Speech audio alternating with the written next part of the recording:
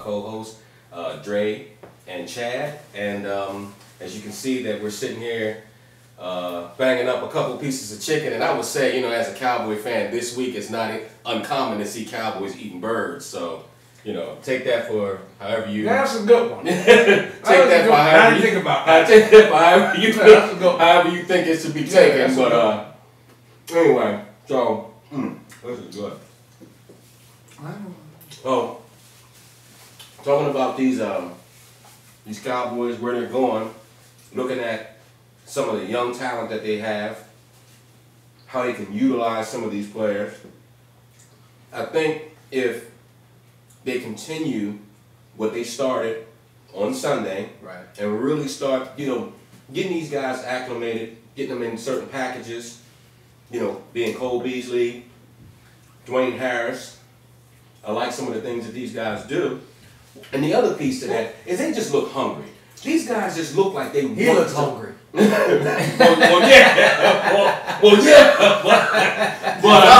yeah. But I just think that we need to get some of these young guys in there, you know? Yeah, because like I look at all the other teams, and you know they find those guys, those hungry guys. That's you right. know, it's not that they expect them to carry, you know, to catch 10 catches for 150 yards. Right. They didn't want them to do the grunt work, and that's all we're looking for. Guys that want to do the grunt work. You know what I'm saying? Victor Cruz, you know, Riley Cooper, guys like that. I mean, that's the type of guys you're looking for. Because you all expect Dez Bryant to be there. Okay, and the thing is, Miles we're starting to get into the thick of this, you know, into the thick of the season and the schedule, and that, you know, we got to come out with wins. You know, we have to come out with wins, and by all means, you know, hey, if it goes to where you throw these defensive coordinators off base, like, wow, who is that? I mean, we've seen them, but we don't know nothing about them, but yet. That's it. That's to our advantage. We can't just say, okay, well, we're going to put these guys out there only just to be a decoy. You know, they're hungry. Give them an opportunity to make plays. And you know what? And that's how those guys become stars. And most importantly, the thing is when you're putting those guys out there, not only do the defense have to sit and think about, well, I really don't have much information on this guy, but they don't know how we're going to use him. Right. And that really works in our advantage. Yeah, because this APB been put out for Kevin Ogletree. They still looking for him. I'm still looking for It's him. a wanted poster up down there and down. I mean, I was the one that was harping about Kevin Ogletree, and I'm like, I still giving him his props, but yeah, he's let me down, man, lately. I mean, I still think that he's going to come up in a clutch situation, but the thing is that I don't think it's consistent enough, and I just don't think now that you see throughout the last couple of weeks that they, you know, that they trust him. You know what I'm saying? Yeah, I don't think they trust him. I don't think you know, because like you said, you know, as far as running the right route, you know, I really didn't see it, but all I see is when he's open. You know, all I see is when he's making a catch. You know, but you got to look and see where. But his concentration ain't even near then. When the ball comes, it's bouncing off his shoulder pads. Right. Yeah. You know, I can remember, was it the Atlanta game or was it this past Sunday? I can remember Romo. It was probably Atlanta.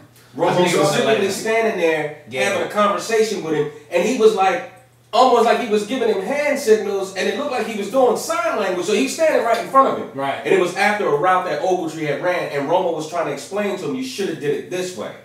You know, and he's giving him some kind of Well, because this is what he was looking for. Right.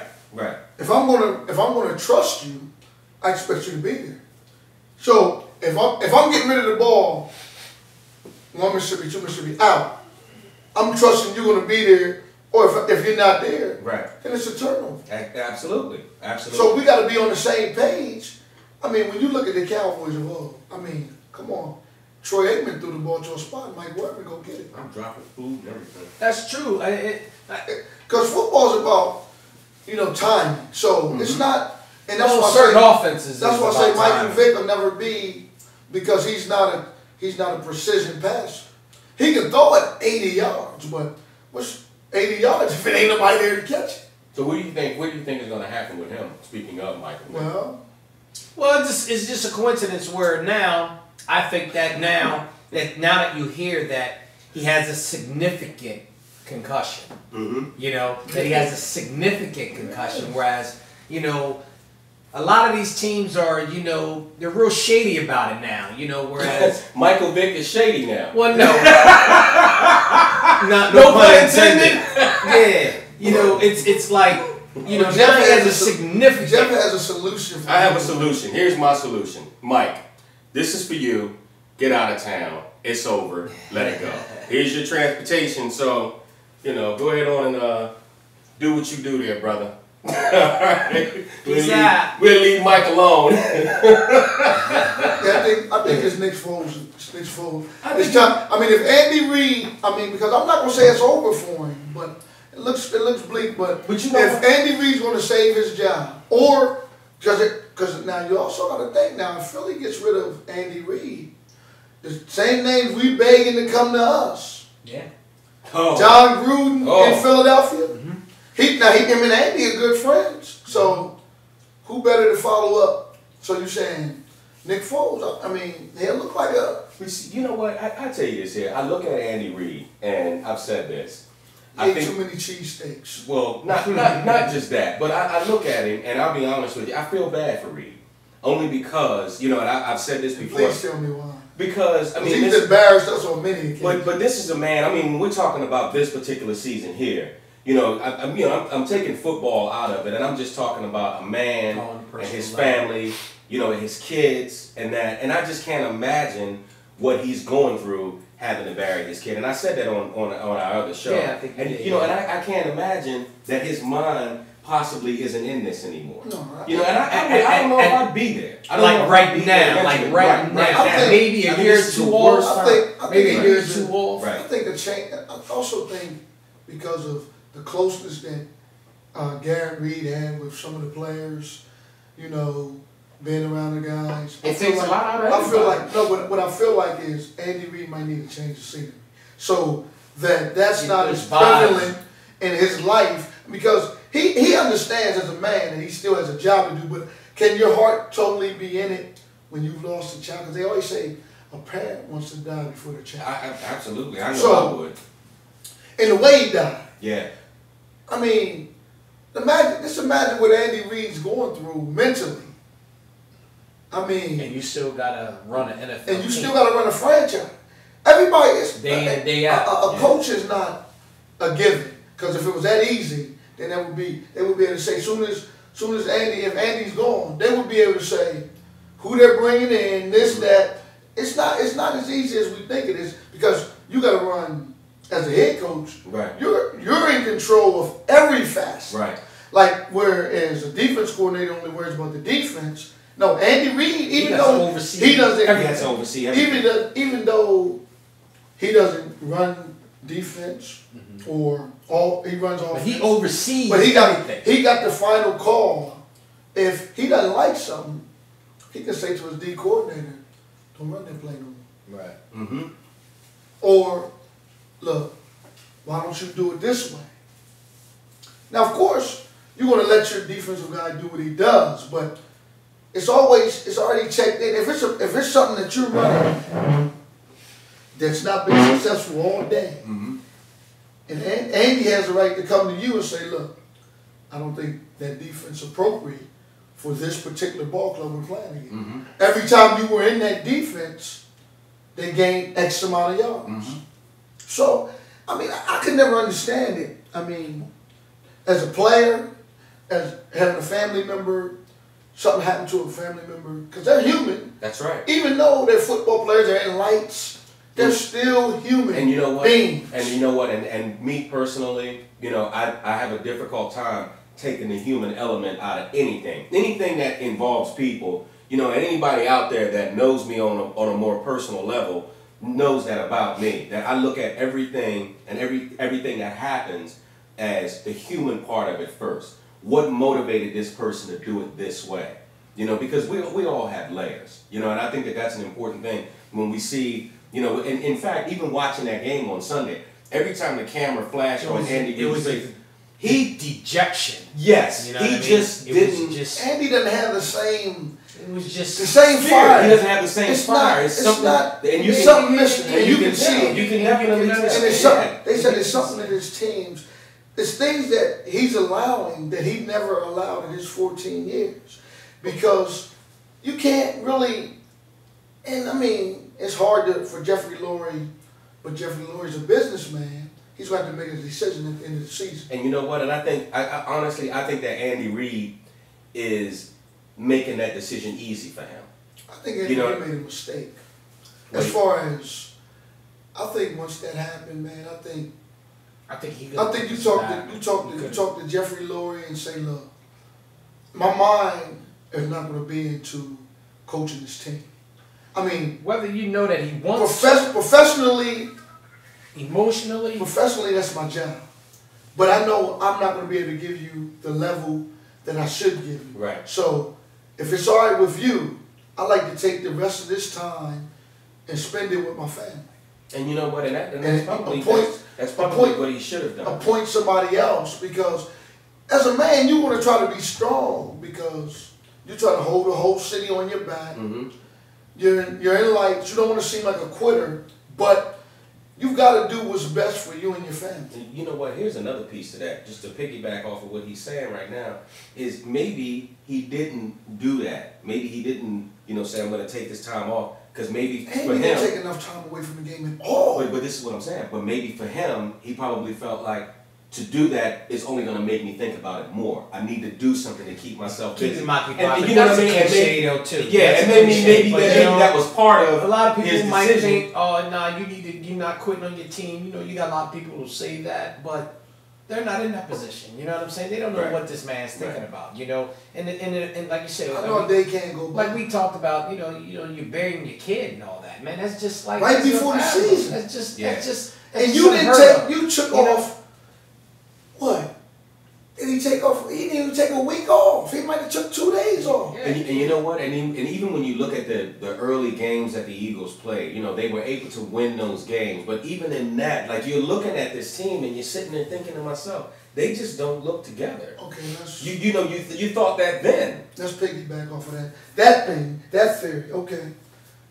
So going into the game last week, Cowboys and Eagles were 3-5, but I felt like the Cowboys was a better 3-5.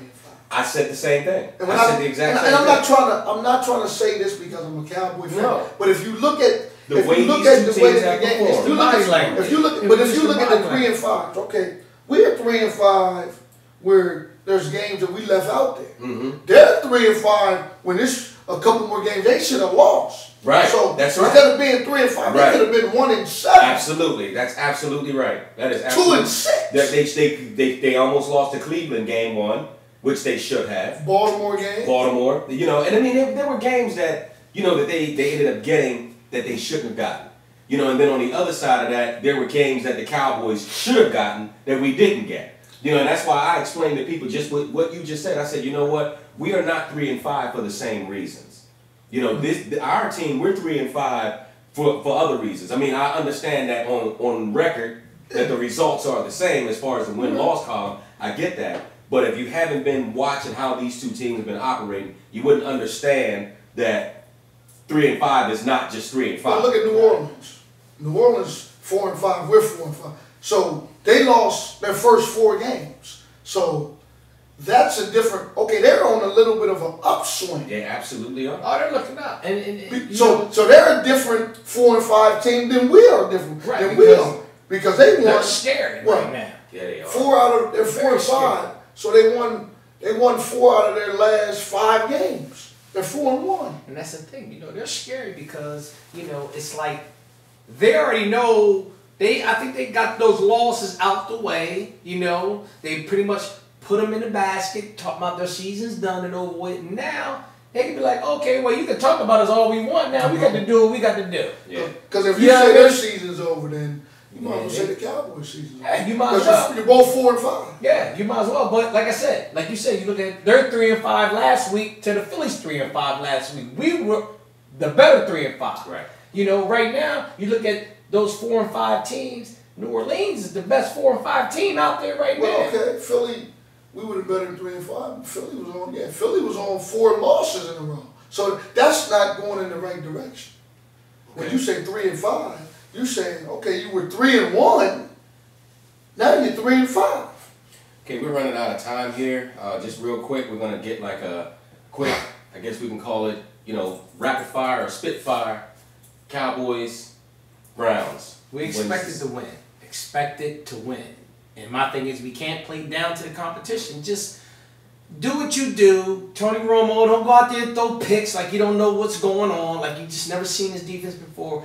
We're Cleveland. Not saying that Cleveland is an NFL team. They still going to come out and give us our best. They give us, they're going to go out and play. My thing is, you already know what they're about. Go out there, be aggressive. Step on their throat. Just make it decisive. Just make it decisive. Don't even be like, there's no coming back. There's none of that. Hopefully everybody's healthy. And just do what you got to do. Don't come out there with overconfidence. Yeah. That's all. Just don't come out there with overconfidence. That's my thing. Because even as a Cowboy fan over the years, I've seen in games that they made them a little bit more interesting than they needed to be. So when you come out against Cleveland, they're going to give you their best shot. Because they don't got nothing to lose. And again, we got that rookie. But rookie what did you say? Quarterback. Trap. You cannot fall for the trap. That's right. Looking ahead to the Redskins, saying, okay, we're going to look by Cleveland. But I, you know what? This is what I honestly think. I don't think they're going to do that. I think they've suffered enough defeat in this season to know that you got to take one game at a time. Yes. And one opponent at a time. So now, you're a fan. You're a fan. I'm a fan. So we'll know. We'll know. I don't see them losing this game, but we'll know if they're taking this Cleveland Brown team seriously. I don't see them losing this game either. I see the Cowboys actually playing a pretty solid game. I'm not expecting, and here's the thing. I'm not expecting any fireworks, don't get me wrong, but I think that the Cowboys will for the most part be in control in this game, and I think that they'll come out with a win. I can't say, I'm not going to say, the Cowboys are going to go in there and blow them out 40-0. I hope. That's what we need to do. I would hope. That's what we need to do. What I'm saying is I do believe that the Cowboys are going to be poised. I don't think that they're going to turn the ball over. I don't think that they're going to have a whole bunch of stupid penalties. I think that they're going to go in, they're going to play a nice, clean, and solid game, and they're going to come out with a clean, solid way. I really believe that's what they're going to do. Yeah, I look at it as far as the first half. Just take the fight right out of them. Just take the win right out of them. You know what I mean? And put them in a position where go down the field. Relentless. You know what? My thing is but again, we could talk about going down the field, but again, I think that this offense needs to be patient. And I think this offense needs to allow those other elements, those other units of this team to be more involved. Guess what? Special teams. Get us to the 45-yard line and let us start there. Those little things like that. Give us a short field special team. Defense, get these guys off the field on third down. Okay, now those things. Well, That's what I'm they saying. don't really have a playmaker, so. They got Josh Cribbs, they got Trent Richardson. Mm-hmm. But the thing is that you still got to treat we're them like good against the run, so. You got to treat them like rookies. Brandon Wheaton, you got to treat him like he's a rookie that he is. And dive. Well, you know what? My guess is I think you treat him like a veteran. I think you treat him like a veteran. I think you go in there and I think you try to confuse him. I think you get after him, and that's treating him like a veteran. I'm gonna tell you something. Treat him like a veteran. I'm gonna tell Knock him down. You know what I mean? Rattle his cage. Y'all forgetting one key element. Rob Ryan. He came from Cleveland. And you know what he said? Did you hear his interview? Rob Ryan said that this is personal. He said that this is personal. Our defensive backs coach also said that this was personal. So you gotta believe that he said that he's gonna have one of his better defenses. Because okay, we're looking at Whedon. Yeah, he's a rookie, and you gotta go in, but Whedon's not no RG3, so he's gonna be. You pretty much know where he's gonna be. Yeah. So you might see him filling him out, because I think that's what he did with Nick Foles last week. He filled him out a little bit. Then we were a little impatient because we wanted to see the pressure right away. But we got after him after a while, he started dialing him up. And Nick Foles looked like the rookie he was. Right. And closing out the game last week, that's what I'm talking about when I say you got our defense. I said for weeks, we got to take the ball away. We took it away. At the end of the game, they would try to make a little drive. No, take the ball, close it out. If we had to need it, I didn't care if we scored. Just stop them and take a knee. If we would have just got the fumble, and ran the clock, I'd have been fine with that too. Right. That touchdown was a bonus. Well, on that note, we're going to have 38. to wrap up this. On Phil Fidel. I know that was the most points we scored all season. Yeah. Phil Philadelphia. But on that note, we're going to have to wrap up this segment of the Fan Spot. We definitely thank you for joining us, and please be free, or feel free to post your comments right here. We'd definitely like to hear what the rest of you fans out there think about, you know, the Cowboys or any other team that you want to talk about. So we'll definitely, in fact, we'll actually read some of your comments in our next show. So see you next time.